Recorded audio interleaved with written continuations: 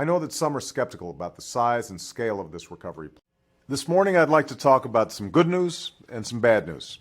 Yesterday began with some devastating news with regard to this week. I spent some time with Americans across the country who will trust that we will tackle some of our most entrenched problems.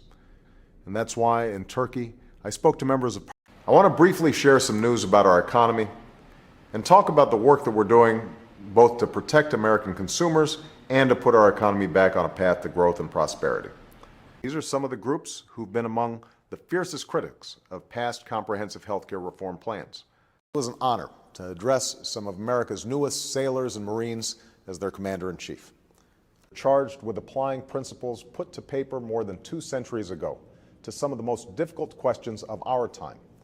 And the impact. A few weeks ago, some of these improbable allies committed to cut national health care spending by $2 trillion over the next decade. These costs are also hurting business, as some big businesses are at a competitive disadvantage with their foreign counterparts, and some small businesses are forced to cut benefits, drop coverage, or even lay off workers. Now, some argue that these changes, and the many others we've called for, go too far. These are some of the challenges that our generation has been called to. Today, some of those same critics are already judging the effort a failure, although they haven't yet offered a plausible alternative. Those who oppose reform will also tell you that under our plan, you won't get to choose your doctor, that some bureaucrat will choose for you. Some of them have actually admitted that this is a tactic designed to stop any reform at all. Some recent days and weeks, some have been using misleading information to defeat what they know is the best chance of reform we have ever had.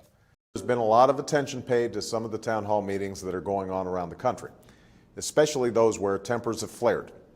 You know some of the more outrageous myths circulating on the internet, on cable TV, and repeated at some town halls across this country. Let's start with the false claim that and based on a brand new report from the Treasury Department, we can expect that about half of all Americans under 65 will lose their health coverage at some point over the next 10 years.